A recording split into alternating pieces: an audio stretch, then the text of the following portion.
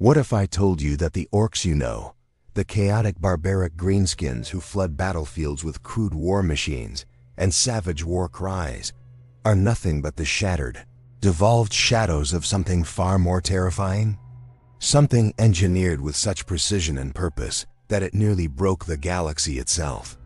Picture this, the war in heaven.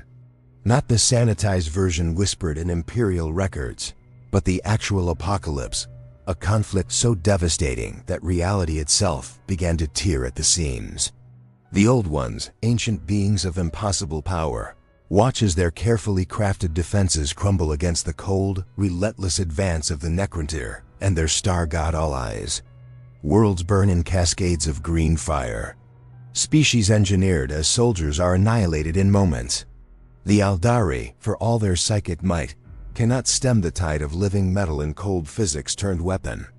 In their desperation, the Old Ones reach for something new, something they've never dared create before. Deep in gene forges older than human conception of time, they craft the perfect weapon, not elegant, not beautiful, but perfect nonetheless. They take spores, simple and resilient, and thread them with purpose. They weave fungal DNA with muscle fiber, bone structure with regenerative tissue that defies death itself. They create a species that knows only war, because war is literally written into every cell, every strand of genetic code, every instinctive impulse. They call them KRORK, stand before one, if you could travel back to that impossible age. 12 feet of living violence, armored in hide that could shrug off weapons that would vaporize a modern space marine. Intelligence burning behind eyes that calculated battlefield geometry with the precision of a tech priest's cogitator. In one massive hand, a weapon so advanced that its mechanisms would make a Mechanicus Archmagos weep with envy. In the other, raw power enough to crush through ceramite like parchment. But here's what the Imperial scholars don't tell you, what they can't comprehend even when the evidence stares them in the face. The KRORK weren't just strong. They were sophisticated, organized, strategic. While modern orcs cobble together guns from scrap metal and hope, while they charge headlong into battle with the tactical acumen of a caffeinated Gretchen, the KRORK waged war with purpose. They had generals who understood logistics, engineers who built weapons that actually functioned according to real physics, not the bizarre psychic field that holds orc technology together today. They had infrastructure, supply lines, long-term strategic planning that spanned star systems. Imagine an orc war boss, but with the tactical genius of Macharius, the technological innovation of Call, and the raw physical power to challenge a Primarch in single combat. That's what the Necrons faced. The Tan, those reality-warping star gods encased in living metal, learned to fear that green tide. Not because it was mindless, but because it wasn't. A KRORK warhost didn't simply attack. It maneuvered. It flanked. It adapted. Necron cryptechs, beings who had mastered technologies beyond modern comprehension, found their carefully laid traps anticipated and countered. Their impossible weapons met with KRORK technology that shouldn't have been possible. Weapons that struck with such devastating efficiency that even necrodermis bodies struggled to regenerate. The galaxy shuddered under the weight of this conflict. Entire sectors became killing fields where reality itself weakened under the strain. And the KRORK, these living weapons, they thrived in it. Every battle made them stronger. Not just individually, though combat did enhance their already formidable abilities, but as a species, their genes carried battle memory, victory strategies, tactical innovations. Each generation built upon the last with terrible, beautiful efficiency. But then something changed. The war in heaven ended, though ended is perhaps too clean a word for what happened. The Old Ones disappeared, their fate still debated by those few scholars who even know they existed. The Catan were shattered into shards by their own Necron servants, who then retreated into tomb worlds scattered across the galaxy, sleeping away the ages. The Eldar claimed dominance over a wounded cosmos. And the KRORK. The KRORK found themselves without a war. Here's where it gets strange. here's where the mystery deepens into something almost tragic. Without the guiding hand of the Old Ones, without the eternal pressure of the war in heaven, without that desperate need to innovate and overcome, something began to happen. Something written into their genetic code that the Old Ones perhaps never anticipated, or perhaps, and this is the darker thought, something they planned all along. The KRORK began to devolve, not quickly, not all at once, but across millennia, across countless generations. The mighty warrior race began to diminish, the sophisticated technology simplified. The complex battle strategies became more instinctive, more brutal, less refined. The towering 12-foot warriors gradually became smaller, their intelligence shifting from calculated genius to cunning savagery.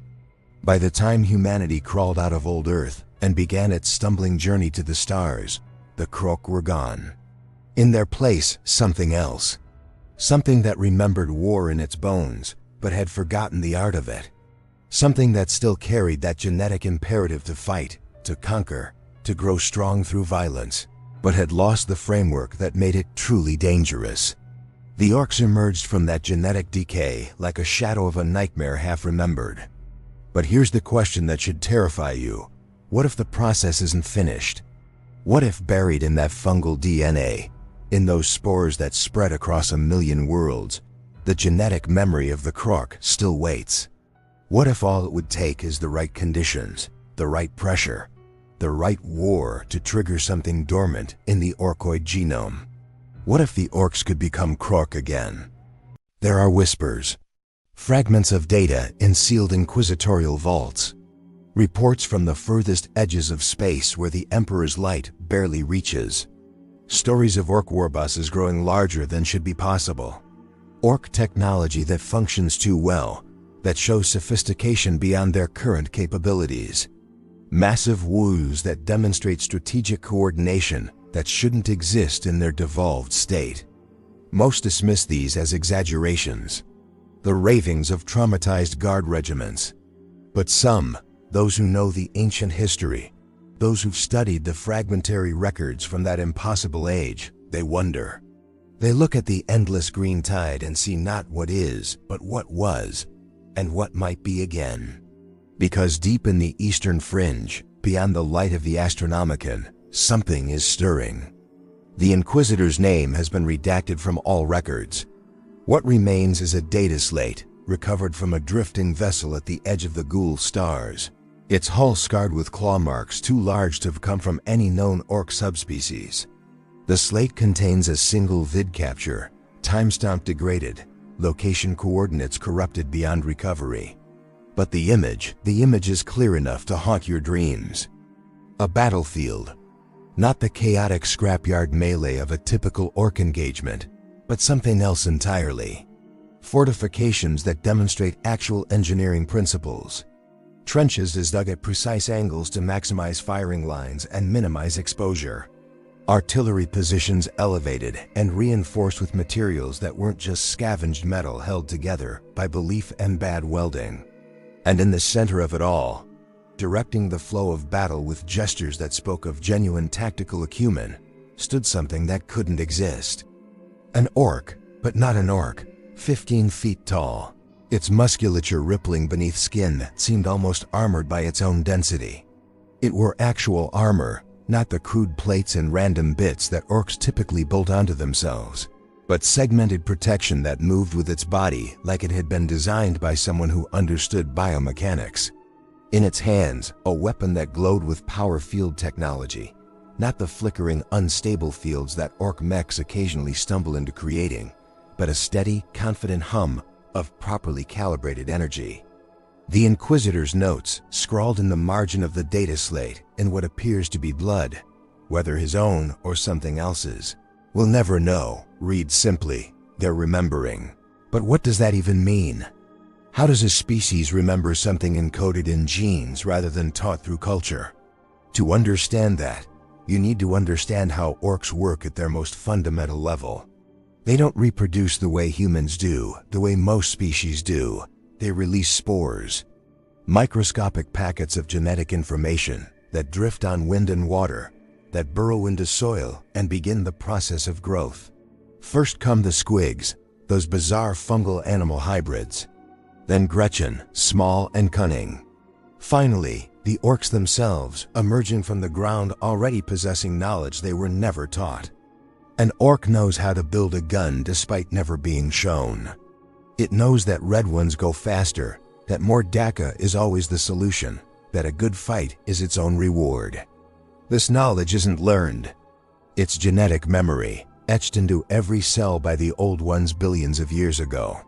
But if their current knowledge is genetic memory, degraded and simplified over countless generations, then what happens when those genes start to wake up?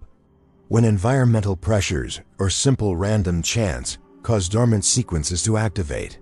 When the ancient code written by beings who could shape life itself begins to reassert? The Imperium has been fighting orcs for 10,000 years. They think they understand the greenskin threat. Overwhelming numbers. Crude technology held together by psychic fields. Predictable tactics. Hit the enemy hard and keep hitting until something breaks. Dangerous, yes. A constant drain on Imperial resources, absolutely. But manageable, containable. What they don't realize is that every major Waaagh, every massive concentration of orcs in extended warfare, pushes the species one step closer to what they were. The biggest warbusses aren't just lucky. They're not simply the most brutal or the most cunning. They're genetic throwbacks, orcs whose DNA has reached critical mass and begun to express traits that haven't been seen in millions of years. Ghazghkull Thraka. Say the name and guardsmen across the galaxy shudder. The beast of Armageddon. The prophet of the Waaagh.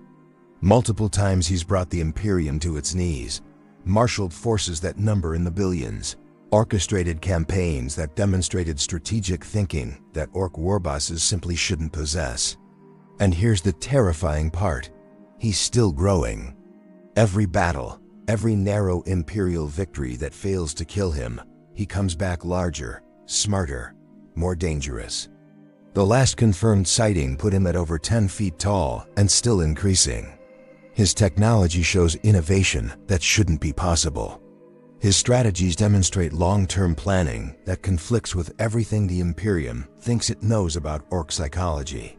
And when he speaks, when he shares his visions of the great Waaagh come, other orcs don't just follow him out of respect for his size or fear of his power.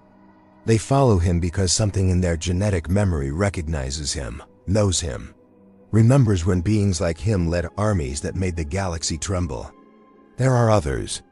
The Beast, that massive creature that appeared in the 32nd millennium and nearly destroyed Terra itself. Orc warbusses of that war coordinated their attacks across multiple star systems. They used diplomacy, sending emissaries to the High Lords of Terra with demands rather than simply attacking. They built attack moons, not crude asteroids with engines bolted on, but actual constructed vessels the size of planets. Technology that's sophisticated shouldn't have been possible for devolved orcs, unless they weren't fully devolved anymore.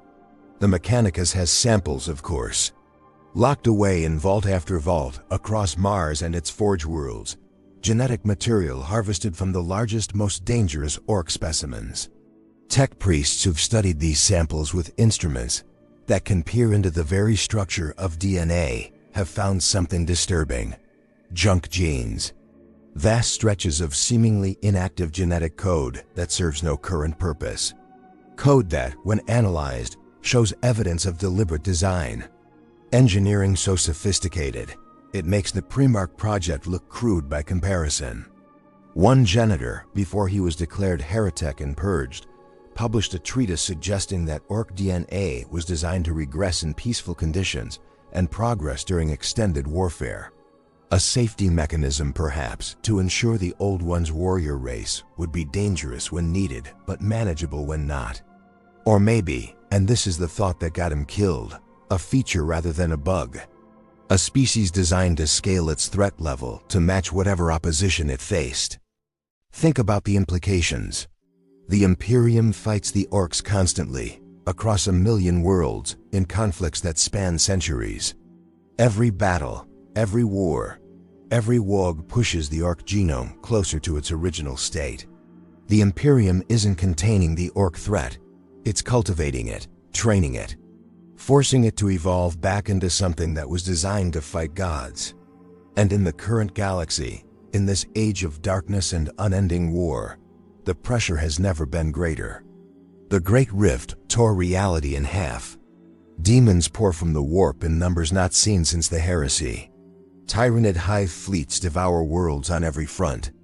The Necrons wake from their 60 million year slumber with technology that makes Imperial weapons look like sharp sticks. And in the face of all this, as the galaxy burns and every species fights for survival, the Orks thrive. They grow stronger, larger, more organized. Reports from the Octarius War, that deliberately engineered conflict between Orks and Tyranids, tell of Ork specimens demonstrating abilities that veteran Inquisitors swear are impossible. Orks that adapted to Tyranid bioweapons in real time, their bodies changing to counter toxins and acid that should have melted them. Warbuses that coordinated with other warbands, not through temporary alliance, but through what appeared to be actual strategic doctrine. Technology that functioned even when isolated from other Orks, suggesting it worked through real science rather than Gestalt psychic belief. The Imperium contained that war by destroying the entire sector. Exterminatus on a scale rarely seen, wiping out both Orks and Tyranids before either could escape. The official reason was to prevent Tyranid infestation. But those who authorized the final order, those who saw the classified reports from deep cover operatives, they knew the real reason. They saw what the Orks were becoming, and they were terrified. Because there's a pattern emerging if you know where to look. If you have access to data from across the Imperium, compiled over centuries, analyzed by cogitators that can process information no human mind could hold. The average size of Ork specimens has increased by 14% in the last 1,000 years. The sophistication of their technology shows measurable improvement across the same time frame. The duration of major Waaghs has extended, suggesting better logistics and supply management. And most disturbing of all, the rate of these changes is accelerating. Whatever genetic trigger governs Ork evolution, it's been activated. The question is no longer if they'll return to their KRORK origins, but when, and what happens to the galaxy when they do. When the green tide that the Imperium has fought for 10 millennia suddenly upgrades from savage horde to sophisticated army. When every Ork world transforms from chaotic scrapyard into fortress world with actual defensive planning. When their crude guns become weapons that function on principles the Mechanicus can't replicate. The Imperium fields billions of soldiers. It has the Space Marines, the mightiest warriors humanity has ever produced. It has weapons that can crack planets and faith that can move souls. But the Imperium is already losing. It's been losing since the Great Rift opened, holding on through sheer stubborn refusal to die. It cannot afford a new threat, especially not one that numbered in the trillions, even in its diminished state. Somewhere in the darkness beyond Imperial space, on a world whose name has been scoured from every record, there exists a facility, not human, not Eldar, older, so much older. And in that facility, preserved in stasis fields that still function after millions of years, there is a specimen, intact, unchanged. A KRORK in its original form, frozen at the height of its power. The Eldar know about it. They've known for a very long time. They guard it with a silence that borders on religious dread. The craftworld Eldar speak of many threats in their dying tongue. The chaos gods who hunger for their souls. The Tyranids who would consume all life. Even the Monkey Imperium in its stumbling arrogance. But mention the sleeping KRORK, the perfect specimen, and you'll see something different in those ancient eyes. Not hatred. Not disgust, fear. Pure, primal fear from a species that has witnessed the birth and death of empires. An autarch, one of their war leaders who has walked every path their society offers, once broke the silence. The conversation was recorded by an Inquisitor who died 3 days later under circumstances officially listed as suicide. The autarch spoke of the war in heaven not as history, but as trauma. Genetic memory so powerful that Eldar who lived millions of years after the conflict still carry its scars in their souls. And when asked about the KRORK, this being who had commanded armies and seen the worst the galaxy could offer, they said something that the Inquisitor's hand shook too badly to fully transcribe. The fragment that remains reads, "You don't understand. Your Imperium fights the echo, the shadow, the broken pieces." When the KRORK walked in full glory, reality itself bent around their Waaagh. Not metaphorically, not as mere psychic phenomenon. The laws of physics adjusted, not because of faith or belief, but because they were designed by beings who could rewrite those laws at will. The old ones didn't just create warriors. They created a species that could win any war, because the universe itself recognized them as its rightful conquerors. The recording cuts off there. The autarch's final words lost to static that analysis suggests wasn't mechanical failure but psychic interference, as if something didn't want that knowledge preserved. But we can piece together the implications. The orcs already warp reality around them. Their technology functions because they believe it should, because enough of them thinking something works actually makes it work. Imagine that principle refined, perfected. Not crude guns held together by collective delusion, but actual manipulation of physical laws through sheer genetic imperative. The KRORK didn't just believe their weapons would work. The universe agreed with them. This is what the Imperium refuses to acknowledge, what their rigid doctrine cannot accept. The orcs aren't simply another Xenos threat to be purged. They're a doomsday weapon still ticking, counting down to a detonation that's already begun. And the galaxy is doing everything possible to speed up that countdown. Consider the irony. Every Imperial victory against the orcs creates selection pressure that favors the strongest, smartest, most adaptable specimens. Every orc that survives an Imperial assault is, by definition, better than those who died. And orcs don't just learn from combat, their genes do. That massive war boss who survived the Ultramarines' assault, his spores will grow orcs slightly tougher, slightly cunning. The mech who built a weapon effective enough to crack open a land raider. That knowledge enters the genetic pool. The Imperium thinks it's winning because they kill billions of orcs. They measure success in greenskin corpses and reclaimed worlds. What they don't measure is that every generation of orcs becomes marginally more dangerous than the last.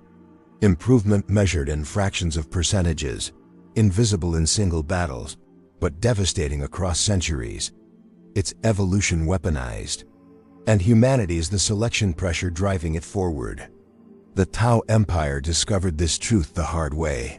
Young species, confident in their technology and their philosophy of the greater good, they expanded into orc-held space with typical naive optimism. Their first encounters went well. Orc mobs broke against disciplined fire-cast tactics and superior weapons technology. They published treatises on the orc threat, cataloged subspecies, developed containment protocols. Then they fought the same orc clan for the third time, the fourth, the 10th. And they noticed something their meticulous record-keeping couldn't ignore. The orcs were adapting. Not just tactically, not just building better weapons from scavenged TOW technology. They were changing at a fundamental level. Their ambush tactics started accounting for TOW doctrine. Their mechs began incorporating principles of TOW engineering that they shouldn't have understood. War bosses demonstrated strategic patience that orcs simply weren't supposed to possess. A water-cast diplomat, in a moment of uncharacteristic candor during negotiations with an Imperial delegation, admitted that the TOW High Command had developed contingency plans.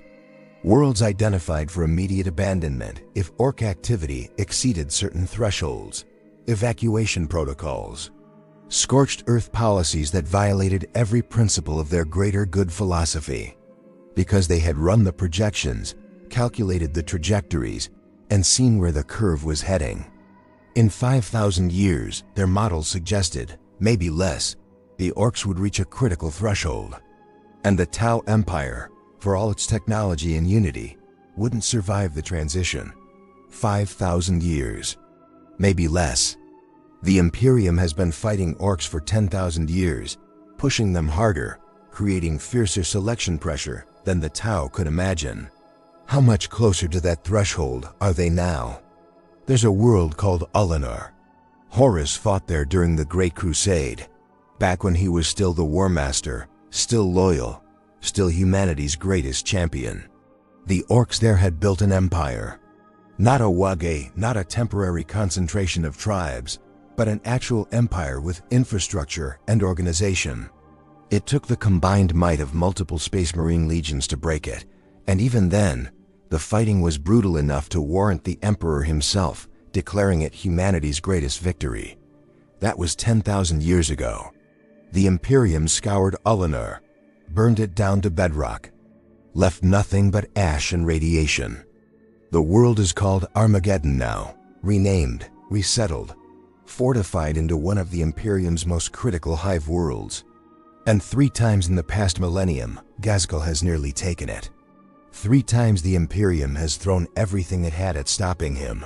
Space Marine chapters, Imperial Guard regiments numbering in the millions, the personal intervention of heroes whose names are legendary. 3 times they've driven him back, barely. He keeps coming back to the same world. The same planet where orcs once built an empire so vast it took the Emperor to destroy it. And every time Ghazghkull returns, he's bigger, stronger, more dangerous. Like something in the planet's soil calls to something in his genes, awakening memories that predate human civilization. What if that's exactly what's happening? What if Ullanor wasn't just another orc world, but a deliberate construction? A genetic trigger point where orc spores are saturated with ancestral memory? What if Ghazghkull isn't randomly obsessed with Armageddon, but responding to genetic imperative encoded millions of years ago, drawn to the place where his species once proved it could build something permanent? The Ordo Xenos has a restricted file, accessible only to Inquisitors of the highest clearance. That catalogs what they call KRORK regression sites, worlds where orc activity demonstrates anomalous sophistication, where archaeological evidence suggests previous civilizations far more advanced than current orc capability. 37 worlds scattered across the galaxy, each one showing the same pattern. Ancient orc structures too complex for modern greenskins to build. Genetic markers in local orc populations suggesting throwback traits, and disturbingly, increased frequency of those traits in recent centuries. 37 worlds. And Ghazghkull has personally led Waaagh to 14 of them. He's not just conquering. He's collecting, gathering genetic material, activating dormant sites, assembling the pieces of something vast and terrible. Each victory, each battle fought on these ancient worlds, pushes his own evolution forward and spreads those advanced genes through the orc population via spores. He's not trying to destroy the Imperium through conventional warfare. He's trying to become what the Imperium cannot survive. And he's succeeding. The proof lies in the numbers that tech priests whisper about in the dead of night, when their binary cant breaks down into something approaching fear. Orc populations are growing faster than Imperial extermination efforts can counter. Their technology improves at rates that suggest directed research rather than random tinkering. Waaagh formations show coordination across light years that shouldn't be possible without communication methods the Imperium can't detect. Something is changing in the green tide. Something fundamental and irreversible. An Inquisitor named Kryptman. You might know him for the cordon he created to stop the Tyranids. The one that sacrificed entire sectors of Imperial space, spent his final years before disappearing into self-imposed exile, studying not Xenos biology, but Xenos evolution. His last transmission, sent to an unknown recipient via astropathic relay, so heavily encrypted it took the Ordo decades to crack, contained a single sentence that has become both warning and prophecy. The weapon is reloading itself. He understood what so many refused to accept. The old ones created the KRORK as a weapon against the Necrons and Khan. That war ended. The weapon wasn't needed anymore. So it degraded, powered down, entered a state of minimal functionality. The Orks weren't a failure of Old One engineering. They were a success. A doomsday device with a timer that could wait millions of years if necessary, content to exist in diminished form until the galaxy needed that weapon again. Until the galaxy faced a threat comparable to the war in heaven. Look around at the current state of the galaxy. The Great Rift, chaos ascendant, Tyranids devouring from every direction, Necrots waking with weapons that mock the Imperium's understanding of physics, the Eldar dying, the Tau expanding, humanity besieged on all sides, losing 100 worlds for every one it reclaims. The galaxy is at war on a scale not seen since the age of the Old Ones, and the weapon is activating. But here's the question nobody wants to ask. The thought that keeps those who know the truth awake, despite every chemical aid and mental discipline. What if the Orks aren't the only Old One weapon still out there, still waiting? The Ghazghkull, harmless-looking orangutan-like creatures that tinker with technology, creating devices of impossible sophistication without seeming to understand what they're doing. They appear randomly across the galaxy, on ships and stations, building weapons and tools that Mechanica's tech priests would sacrifice entire Forge worlds to comprehend. The Imperium has studied them for millennia, cataloged their creations, even attempted to capture and utilize them. But nobody asks the question that should be obvious. Why would the Old Ones create a species that exists solely to build advanced technology? What purpose does that serve? Unless they're not just builders but maintainers. Keepers of knowledge encoded so deep in their genetic structure that they don't even consciously access it. Walking repositories of Old One science, waiting for conditions that would trigger the release of that knowledge. And the Ghazghkull have been acting strangely. Reports from across the Imperium, buried in administrative data streams, because who pays attention to minor Xenos activity when demons are literally pouring from the sky, describe Ghazghkull abandoning stations they've inhabited for centuries, moving with purpose, congregating in areas that seem random until you overlay the coordinates with maps of ancient war in heaven battle sites. They're going somewhere, building something, preparing. The Rud, those entropy-manipulating creatures that age everything around them, that exist partially outside normal time. Old One creation? Possibly, probably. Their ability to weaponize time itself, to make fortresses crumble and warriors age to dust in moments. That's not natural evolution. That's engineered. And they're migrating. Massive Rud migrations that leave dead zones in their wake. Entire sectors rendered uninhabitable not through destruction but through temporal corruption. The Imperium writes it off as typical Xenos behavior, unpredictable and chaotic. But the migration patterns, when analyzed by those few with access to complete data, show structure, direction. They're not fleeing something. They're moving towards something. The Umbra, the Quarrel, the Ghazghkull, species that appear in Imperial records as footnotes, minor threats, curiosities. But how many of them carry Old One genetic markers? How many are weapons that simply haven't activated yet because the conditions weren't right? The galaxy is full of time bombs, and every single one of them is starting to tick louder. A farseer of Craftworld, Althu, in a moment of rare cooperation with human authorities, shared a vision that resulted in her immediate self-exile to the Infinity Circuit. The vision spoke of a convergence, a moment when all the Old One's creations would remember their purpose simultaneously, when the genetic locks would release across 100 species, when the galaxy would see not individual Xenos threats, but a coordinated biosystem activating after millions of years of dormancy. The Imperium's representative asked when this convergence would occur. The Farseer's response, translated from the melodic Eldar tongue, was simple enough to chill the blood. It's already begun. You just haven't noticed yet. That was 17 years ago. In those 17 years, Ork Waaghs have increased in frequency by 43%. Average warboss size has increased by another 8%. Documented cases of Orks demonstrating strategic planning have tripled. And perhaps most disturbing, There have been confirmed reports of orcs building structures that remain functional after the orcs themselves have moved on.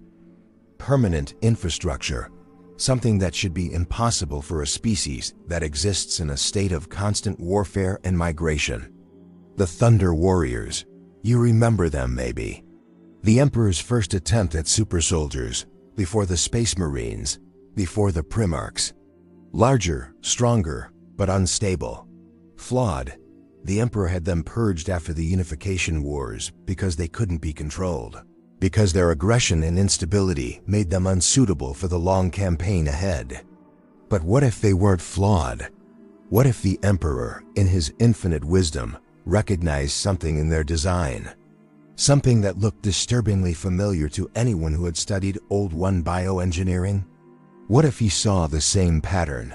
Warriors designed to escalate in power with combat, to grow stronger through conflict, to potentially spiral beyond control if the fighting never stopped. What if he looked at his Thunder Warriors and saw Proto-KRORK staring back at him?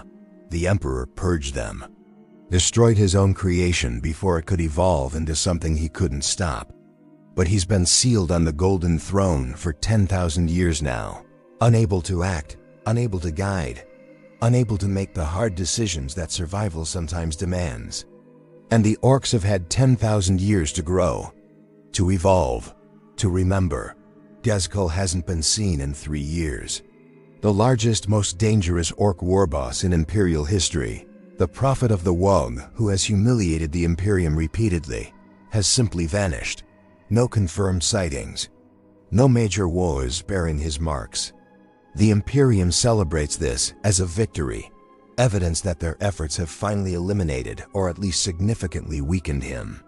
But those who understand orc psychology know better. Ghazghkull doesn't retreat. He doesn't hide. He doesn't stop fighting unless he's preparing for a fight so big that even he needs time to gather strength. Naval intelligence reports massive orc fleet movements toward the galactic core. Dozens of Waahs, each one individually catastrophic, all moving in the same direction. Not attacking each other, which would be typical. Not splintering into separate raids, which would be normal. Moving together. With purpose. And at the center of that migration route, buried in stellar cartography archives, so old the data has to be manually decoded from crystal storage, there's a notation. A world designated only by coordinates, marked with an ancient High Gothic phrase that translates roughly to, "Do not disturb, Old One facility, extreme danger." The facility the Eldar guard. The one with the preserved KRORK specimen. Ghazghkull is going there. He might not consciously know why, might not understand the genetic imperative pulling him toward that place, but something in his rapidly evolving DNA recognizes what waits there. A template, a blueprint, the original design from which all orcs descended. And he's bringing an army. The Eldar know. Of course they know. Their farseers have seen this moment approaching for centuries, watched the probability streams converge toward this single point in time and space. They've been preparing, marshaling their forces, calling in debts and alliances that predate the Imperium itself. But here's what makes the situation truly apocalyptic. The Eldar can't destroy the facility. They've tried. Over millions of years, they've sent their best warriors, their most powerful psychers, weapons that can crack planets. Nothing works.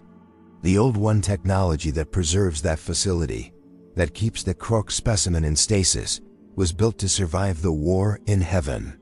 It was designed to outlast the heat death of the universe if necessary. The Eldar can only guard it, keep others away, prevent anyone from accessing the technology that could wake the specimen, or, worse, replicate it. They've held that vigil for millions of years, through the fall, through the birth of Slaanesh, through the Age of Strife and the Great Crusade and the Horus Heresy and everything after. Generations of Eldar warriors have lived and died, defending a facility that their own people dare not enter. And now Ghazghkull is coming with the largest orc fleet ever assembled. The Imperium remains largely ignorant. Oh, they know about the fleet movements, have scrambled battle groups to intercept. issued calls for reinforcement to chapters and regiments across multiple sectors. But they think it's just another Waaagh, just another green tide to be broken against Imperial steel and faith. They don't know what's really at stake. A handful do. Inquisitors who've pieced together fragments from Forbidden's archives. Rogue traders who've traded in Xenos artifacts long enough to recognize patterns. A few high-ranking members of the Mechanicus who've studied Old One technology and understand its implications. Even fewer Space Marine chapter masters whose chapters maintain libraries that predate the Codex Astartes. These individuals are moving, quietly, desperately, trying to redirect Imperial resources without revealing the full truth, because the full truth would cause panic that could shatter what's left of Imperial cohesion. Trying to reinforce the Eldar position without officially allying with Xenos, which would be heresy. Walking a knife's edge between salvation and damnation. And they're losing. Because while they maneuver through Byzantine imperial bureaucracy, while they navigate politics and protocol, while they try to make the Imperium understand without speaking the words that cannot be spoken, Ghazghkull's fleet grows larger. Every orc in that region of space feels the pull, the genetic call to convergence. Warbuses who fought each other for centuries suddenly stop, turn, and head toward this same destination. The Great Waaagh isn't coming, it's already here. It's just moving with more purpose than any Waaagh in recorded history. One Inquisitor, in a moment of desperate clarity, sent a message to every influential figure he could reach. It violated about 30 different protocols and probably constituted heresy on multiple levels. The message was simple. The orcs are going to find their progenitor. When they do, every assumption we have about the Xenos threat becomes obsolete. The question isn't whether we can stop them. The question is whether we even want to. That last part got him declared excommunicate traitorous. But before the assassin reached him, before his name could be struck from Imperial records, he sent one more message. A single image recovered from Archaeotech storage so ancient it predates the dark age of technology. An artist's rendering of a KRORK in full battle array. 15 feet of engineered perfection, clad in armor that makes Terminator plate look primitive, wielding weapons that glow with power signatures the Mechanicus can't identify. And behind it, stretching to the horizon, an army, not a mob, an army. Organized, equipped, ready. The caption, in a language that required 6 different translation algorithms to decode, reads, First Wave. First Wave, implying there are more. Many more. The old ones didn't create just one type of warrior. They created a species designed to produce warriors suited to any threat level, any battlefield condition, any enemy. The orcs we fight now are the baseline, the minimum viable threat. KRORK were what happened when the old ones needed to win. And somewhere in the darkness between stars, moving with inevitable purpose toward a facility that has stood empty for millions of years, Ghazghkull Thraka leads a fleet that could drown the Imperium in bodies. He doesn't know he's about to discover the secret that could transform his entire species. But he's about to find out. The facility appears on sensors like a ghost. One moment, empty space. The next, a structure phasing into reality as if it had always been there, simply waiting for the right conditions to reveal itself. Eldar vessels, sleek and ancient, form a perimeter that has held for eons. Their weapons are already charging. Wraithbone constructs glowing with psychic energy that could unmake entire fleets. But the Orc Armada doesn't slow. Hundreds of ships, thousands, each one a monument to scrap and savagery held together by will and violence. They should be disorganized. They should be fighting among themselves for the honor of leading the charge. That's what orcs do. That's what they've always done. They move in formation. Perfect, deliberate formation. Capital ships providing covering fire while smaller vessels execute flanking maneuvers that would make an Imperial admiral weep with envy. And at the center, Ghazghkull's flagship, a monstrosity called the Kill Crusher, modified and upgraded until it barely resembles the space hulk it once was. The first Eldar salvo should have shattered the Orc vanguard. Pulsar lances that can core battleships, weapons refined over millions of years of warfare.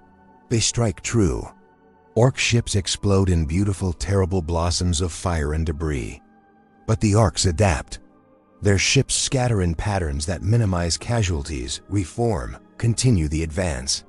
They're not just absorbing losses and pushing through on weight of numbers. They're learning. In real time, mid-battle, adjusting tactics on the fly like they've studied Eldar warfare for centuries. Because genetically, they have. An autarch commanding the Eldar defense watches this unfold and feels something she hasn't experienced in her 3,000 years of existence. Doubt, not about whether they can hold, they must hold. There is no alternative. Doubt about whether the time for holding has already passed, whether this moment was inevitable, whether they've been guarding not a weapon but a prophecy. She orders her forces to fall back to secondary positions. It's a fighting retreat. Every meter of space contested. Every Orc ship made to pay in blood for its advance. But they are retreating. For the first time in millions of years, the Eldar are giving ground. The facility looms ahead. It's massive, far larger than it appeared on initial scans. Old One architecture doesn't follow conventional spatial logic. It exists in dimensions that human and Eldar minds can barely process. Corridors that fold through space. Chambers that are somehow larger inside than outside. Technology so advanced it appears as magic, and magic so refined it functions as technology. And at its heart, the stasis chamber. Ghazghkull's Kill Crusher breaches the facility's outer hull. Orc boarding parties flood through, meeting Eldar aspect warriors in corridors that haven't seen combat since the War in Heaven, striking scorpions against knobs in mega armor. Dire Avengers against Stormboys who've somehow learned to coordinate their jetpack assaults. Fire dragons melting through Orc armor, while mechs deploy force fields that shouldn't be possible with their crude technology. The fighting is brutal, vicious, and the Orcs are winning. Not through numbers, though they have those. Not through ferocity, though they have that too. They're winning because they remember. Every Orc that dies releases spores that carry genetic memory of Eldar tactics. Every battle fought in these ancient halls awakens something deeper in the Orc psyche. They move through the facility like they've been here before, navigating its impossible geometry with instinctive certainty. Ghazghkull himself leads the final push. 16 feet tall now, still growing. His armor a patchwork of technologies from a dozen species unified by purpose. In one hand, his trademark power claw crackles with energy. In the other, a weapon he built himself, a gun that fires not through gunpowder or faith, but through actual, functional plasma containment. Mech engineering that works on principles, not belief. He's becoming what he was always meant to be. The autarch makes her final stand at the entrance to the stasis chamber. Around her, the last of her warriors, some of the finest fighters the craft worlds can produce. They know they're going to die here. They've seen it in probability streams, in visions, in the simple tactical reality of their situation. But Eldar understand sacrifice. They've been sacrificing for millions of years to delay the inevitable. Ghazghkull stops before the final charge. Looks at the Eldar. Really looks with eyes that hold intelligence that shouldn't exist in an Orc skull. When he speaks, his voice is deep, resonant, almost thoughtful. You've been guarding this place a long time. The autarch tenses.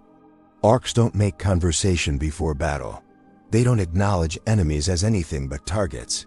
We have, she replies in Gothic, because somehow she knows he'll understand. To protect the galaxy from what lies within. Ghazghkull's laugh is like an earthquake. Nah, you've been keeping it safe, waiting for us to come back for it. The old ones they knew. They knew we'd need it again someday. The old ones are dead. Yeah, but their work ain't. He raises his power claw and his knobs ready their weapons. Fought lots of you pointy ears over the years. You fight good, real good. But you're fighting for the wrong reason. You think you're stopping something bad. You ain't. You're just delaying something necessary. The autarch activates her power sword, its blade humming with psychic energy. Then we delay it 1 moment longer. They charge. The battle lasts 17 minutes. 17 minutes of impossible skill against unstoppable force. Eldar grace and precision against Orc power and adaptability. When it ends, every Eldar lies dead or dying. Ghazghkull stands in front of the stasis chamber, bleeding from a dozen wounds that would have killed any normal Orc, armor cracked and scorched. He doesn't notice. All his attention focuses on what lies ahead. The chamber door is 30 feet tall, covered in symbols that predate the Eldar language, that might predate language itself. Equations written in light. Warnings inscribed in the fabric of reality. And at the center, a lock that requires not a key but understanding. Genetic recognition. Ghazghkull places his hand on the door, and it opens. The light that spills out is green. Not the sickly green of Orc skin or the violent green of their psychic fields. Pure green. The color of life distilled to its essence. The color of something that refuses to die, that adapts, that overcomes, that survives. Inside, the KRORK waits. 15 feet of perfection, suspended in a stasis field that makes time meaningless. Its armor is seamless, integrated with its body in ways that suggest it was grown rather than forged. Weapons that make Ghazghkull's advanced gun look like a child's toy, and its face intelligent, alert, aware, even in stasis. Eyes that track the movements of gods and didn't flinch. Ghazghkull stares at his progenitor, at what he was, at what he's becoming, at what all Orcs could be again. His hand moves toward the stasis field controls. Across the galaxy, Orcs freeze. Warbuses in the middle of wars, boys in the thick of combat, mechs in their workshops. Something pulls at them, a feeling they can't name, genetic memory so deep it bypasses conscious thought. They don't know what's happening. They just know that something fundamental is about to change. On Terra, in the Imperial Palace, a single servitor monitoring long-range augury arrays notes an anomaly. A psychic disturbance in a region of space officially designated as empty. The servitor flags it for review, as protocol demands, and returns to its eternal vigil. No one notices. Everyone's too busy dealing with 1,000 other crises, 1,000,000 other threats. The galaxy is burning.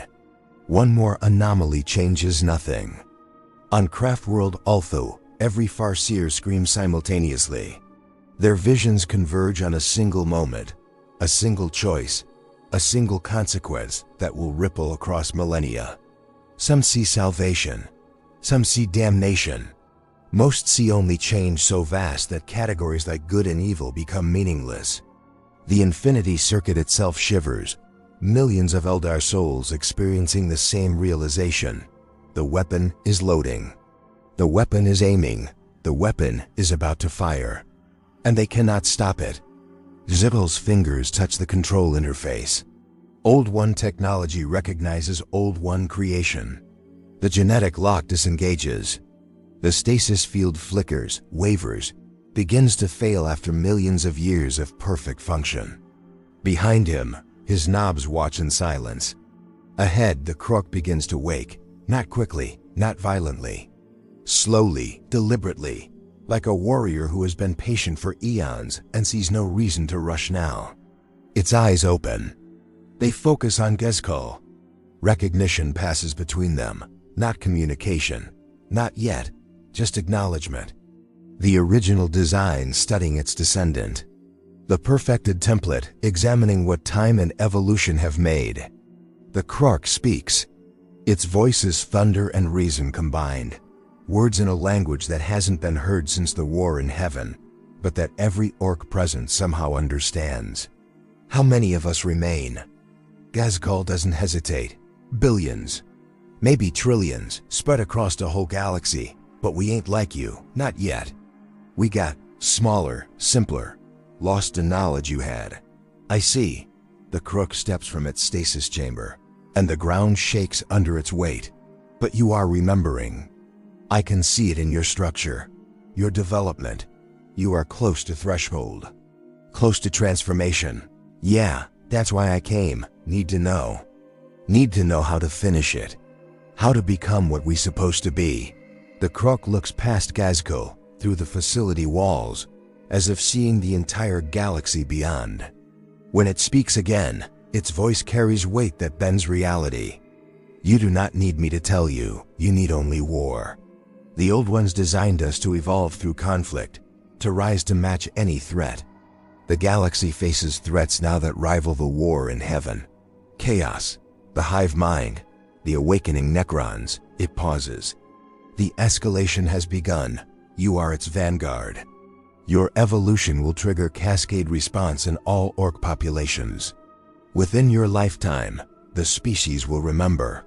And the galaxy will burn green. Silence falls, heavy, absolute. Then Ghazghkull grins. That terrible orc grin that has preceded the death of billions. Good, that's what I wanted to hear. The KRORK studies him. You understand what this means? Your Imperium, the Eldar, the other young races, they will unite against us. They will have no choice. Let them come. We've been waiting for a good fight anyway. And there, in a facility older than human civilization, before a being that helped shape the galaxy's history, Ghazghkull Thraka begins to laugh, deep, genuine, joyful. The sound echoes through corridors that have been silent for millions of years. The green tide is about to become a tsunami. And the galaxy isn't ready. The message reaches Terra 47 days later. Not through astropathic relay, which would have been faster but unreliable across such distances. Through a rogue trader vessel that witnessed the aftermath, that saw the Eldar craft world in full retreat. That detected the psychic shockwave emanating from a facility that official records claim doesn't exist. The High Lords of Terra convene an emergency session. Arguments rage for hours. Some demand immediate military response, others counsel caution. The inquisitorial representative presents evidence that most in the chamber wish they could unhear. The Fabricator General's emissary speaks in binary cant, too rapid for normal human comprehension. But the translated essence is clear. This changes everything. In the end, they do what the Imperium always does. They mobilize, prepare, rally their forces for a war they don't fully understand, against an enemy that's been evolving for 10,000 years specifically to defeat them. But in the quiet moments between official pronouncements and military deployments, some among the High Lords wonder if mobilization is the right response at all. If perhaps humanity has been fighting the wrong war all along. On a nameless agri-world in the Segmentum Pacificus, an orc raid hits with unusual precision. The planetary defense forces respond as trained, holding critical positions, buying time for civilian evacuations. They notice something strange. The orcs fight differently, more coordinated, less wasteful. They don't charge into obvious kill zones. They use cover. They suppress and flank. The defenders win. Barely. At costs that seem too high for what should have been a minor raid. Nobody realizes it's a test. The first of millions of small engagements where orcs learn, adapt, improve. Where genetic memory activates incrementally across the species. Where the cascade the KRORK predicted begins its slow, inexorable transformation. Ghazghkull returns to his Waaagh, the KRORK at his side. The sight of them together sends shockwaves through the orc population. Warbuses who've never agreed on anything suddenly find common purpose. Tech variations that seemed random begin to standardize. Tribal dialects shift toward a common language that sounds disturbingly sophisticated. The KRORK doesn't lead, it teaches.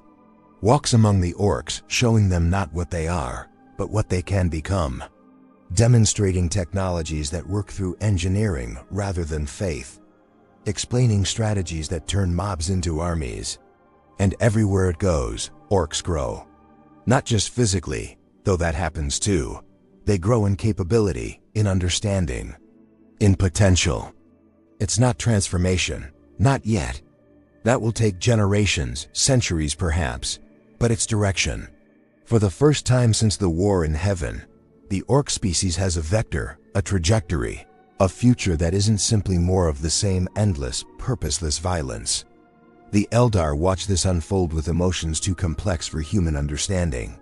Fear, yes, but also something like relief. They've carried the burden of guarding that facility for so long that its release feels almost liberating. They failed in their duty, but perhaps their duty was impossible from the start. Perhaps the Old One's weapons were always meant to wake eventually. Perhaps fighting that inevitability only delayed the galaxy's necessary evolution. A new Farseer, young by Eldar standards at only 5 centuries old, poses a question to her elders that none can satisfactorily answer. If the Old Ones created the KRORK to fight gods and demons, and those gods and demons have returned, then perhaps the KRORK awakening isn't the catastrophe. Perhaps it's the solution. The Elder Farseers don't respond. But they don't refute her either. In the Eye of Terror, the Chaos Gods notice. How could they not? A psychic disturbance of this magnitude. A species beginning to remember its purpose. Genetic locks releasing across trillions of souls. It registers in the warp like a clarion call. The Dark Gods laugh, delighted at the prospect of new wars, new bloodshed, new opportunities for corruption. But deeper in the warp, in places where even demons fear to tread, ancient entities stir. Things that remember the war in heaven, not as history, but as experience. They recognize what's happening. And for the first time in millions of years, they feel something approaching concern. The KRORK were designed to fight them once before. The KRORK won. On a Forge world in the Ultima Segmentum, a tech priest analyzing genetic samples from recent orc encounters makes a discovery. The rate of genetic change isn't linear. It's exponential. Every generation isn't just slightly better than the last. It's multiplying the improvements of all previous generations. At current rates, within 1,000 years, maybe less, the average orc will be functionally indistinguishable from the KRORK template. 1,000 years. In the span of galactic history, that's nothing. An eye blink. The time it takes for a species to catch its breath. The tech priest submits her findings through proper channels. They disappear into the vast bureaucratic machinery of the Mechanicus. Whether anyone in authority ever reads them, she never knows. But she keeps a copy. Encrypted. Hidden. Just in case humanity needs to know exactly how much time they have left before everything changes. Ghazghkull stands on the command deck of the Kill Crusher, looking out at the stars. The KRORK stands beside him, silent, patient. Between them, no words are needed. They both understand what comes next. War. Real war. Not the scattered raids and disorganized wars that have characterized orc activity for millennia. Coordinated campaigns across multiple sectors. Strategic objectives. Long-term planning. The kind of warfare that the KRORK waged against the Necrons. Refined by millions of years of genetic memory and adapted for a new age. You could stop this, the KRORK says quietly. You have achieved consciousness beyond what most of your kind possess. You could choose peace, stagnation, prevent the transformation. Ghazghkull's laugh is gentler than expected. Nah, that ain't what we for. We built for war, designed for it. Down to every cell. Fighting against that would be fighting against what we are. And I ain't about to deny my boys their purpose, even knowing it will bring the galaxy down around you. Especially knowing that. Galaxy's already falling apart anyway. Might as well give it a proper fight on that way down. The KRORK nods slowly. Spoken like a true son of the Old Ones. They stand in silence, two representatives of a species designed by gods, watching the stars that will soon burn with renewed green fire. Neither speaks of victory or defeat, survival or extinction. Those concepts seem too small for what's coming.